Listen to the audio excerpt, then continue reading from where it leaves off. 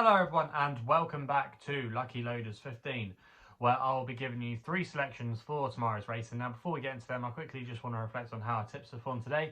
In the end, it was a good day here on the YouTube channel as we had a winning long shot at Plumpton with Innisfree Lad. He was advertised at 9-1 last night and he was very well supported throughout the day. He went off, I think, round about 3-1, 7-2 in the end, so hopefully some view are on there. And it was a good ride by Jack Andrews. I said yesterday on my video that if he ran anywhere near his Borders national form, I thought he would go quite close in that race, because on paper I thought it didn't actually look a particularly strong race and he was more of the class angle in the race. Some of his recent form was probably good enough to win, and clearly it was today, so hopefully some view on that one there.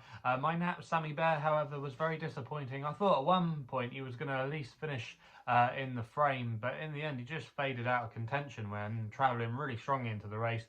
He was a little bit outpaced at one point, and then he got back on the bridle under Jack Tudor, but just found zilch when it came to the crunch of things. He just wasn't able to go through with it, and in the end he faded into 5th place. Now, originally last night I advertised the horse with Sky Bet, who offer him 5 places, but unfortunately there was a non-runner just before the off, which means that Sky Bet reduced their place terms from 5 to 4, so unfortunately it's a minus figure for the spreadsheet. But overall we are up on the day. The other selection I should mention was Mellow Ben, but he was declared a non-runner at Newbury due to the go-in, so if you backed in there you should have got your money back. But overall it's been a positive day and hopefully we can have another one tomorrow.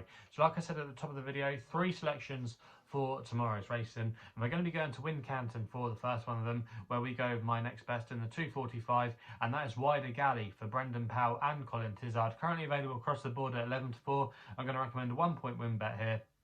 Now this horse has been given a little bit of a break, and he was last seen finishing second at Lingfield in November behind a very progressive horse of David Pipes called Sidi Ismail. That horse has subsequently gone and done some good things over fences. Actually won the Lincolnshire National, you might remember, on Boxing Day for Connections, and that was a good piece of form. I just think he bumped into a well handicapped horse that day. But Wider Galley is very lightly raced and unexposed in handicaps, and I think the drop back to this 2 miles 5 furlong trip could be in his favour tomorrow. He's normally ridden under prominent tactics, and I think he'll be suited by the drying out conditions, currently described as good to soft at Wincanton, and I think that will definitely be to his advantage. You don't normally want to get too far back at Wincanton. It can be hard to make up ground, so I think the way he will be ridden tomorrow, the drop back down and trip, racing off the same mark of 113, his recent form boosted, I thought there was a lot of things in his favour. Also as well, I've just noticed Colin Tizard's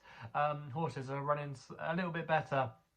Obviously they've had a hard time with things the last few years, and then their stable seems to be getting into form around about November time, and you might remember we had quite a few winners from their yard here on the YouTube channel. But I noticed maybe the last few weeks they've just gone a little bit quiet, but I've noticed them having a couple of winners over the last few days, and if their horses haven't been winning, they've actually been hitting the frame. So I think that's definitely a positive to take away tomorrow. And I just thought Wider Galley was a really solid option in that 2:45 at Wincanton. We then go to Ludlow for the 3 o'clock, where we're going with my long shot here with a horse called Jersey Lady for Johnny Burke and Oliver Sherwood, currently available at 16-1, and I'm going to recommend a 0.5 each way selection here. Now I just think this horse has been slightly overlooked in the market, but you've got to say the first 2 in the betting do have solid claims. You've got So Said I, and also as well Teresta of Lucy Wadhams. Both, like I say, have got really solid credentials, especially Lucy Wadhams' horse, who's had the form franked quite a few occasions at Fakenham, and also as well So Said I ran a really good race at Ascot against the boys. Obviously she'll find it easily in theory taking on her own sex, but I just thought Jersey Lady had untapped potential over this 3-mile trip.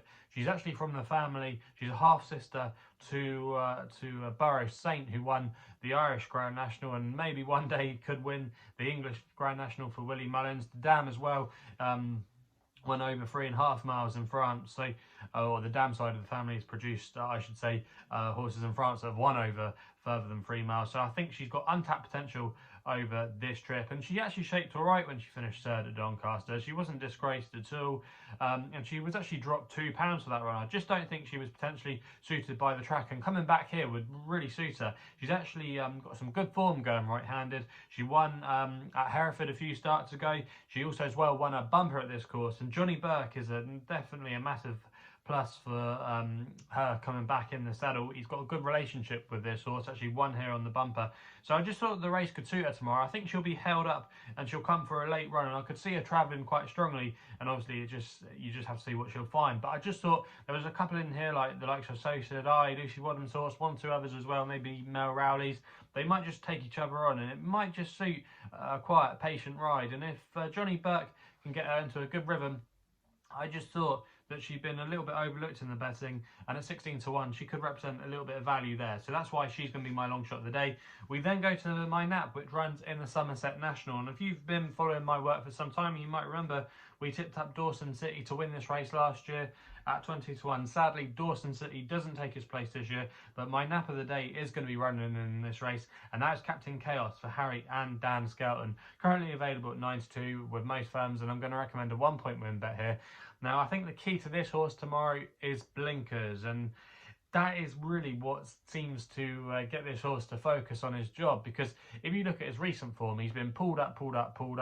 That's the way he often is. He's a very in and out horse, but when he's worn the blinkers and he's got down to a realistic handicap mark, he's been a completely different proposition. He's now down to a mark of 130, and if you look at his form the last couple of seasons, it's when he's dropped to this kind of mark that he's really kicked into gear. And he won, for example, a handicap. He won the Swinley Chase at Ascot last year wearing those blinkers off a mark of 135. So he's now £5 lower.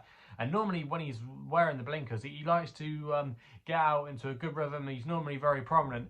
And those tactics can really suit, especially around Wincanton. Like I said, it's not a track that often favours hold-up horses. You need to be quite handy. So I just thought if he got into a good rhythm tomorrow, he's going to have a great chance. The ground should be in his favour as well. He can go right-handed. He's got plenty of stamina. He's down to a workable mark. Skelton's team are going okay. Just thought there was a lot of things here that were in his favour, and I think he's probably, on his day, the classiest horse potentially in this race. Obviously, you've got a couple of others that are on upward curves, but I noticed looking back through the Roll of Honour of this race in recent years, actually some of the veteran horses actually tend to go better in this race. So I just thought that it's his time of year, the blinkers are back on, Dan Skelton's got him to a very good mark, and if he still retains any of his ability, which you'd like to think he can do, I just thought he was a quite solid option, and I think he could potentially go off favourite tomorrow. It'd be interesting to see how the market reacts to him, but I'm quite keen on his chances, so that's why he's going to be my nap of the day. So there are the three selections then for tomorrow's racing. Let me know in the comments box below what you're going to be back in tomorrow. If you're still enjoying these videos, remember to hit the thumbs up button and subscribe here to my YouTube channel at LuckyLoaders15. If you want to follow me on Twitter, you can do, where my handle is at LuckyLoader15. And if you want to find out a little bit more about myself, my website is www.chrisloaderracing.co.uk. So please go on responsibly. Hopefully we can have some winners for you tomorrow, and we'll be seeing you soon.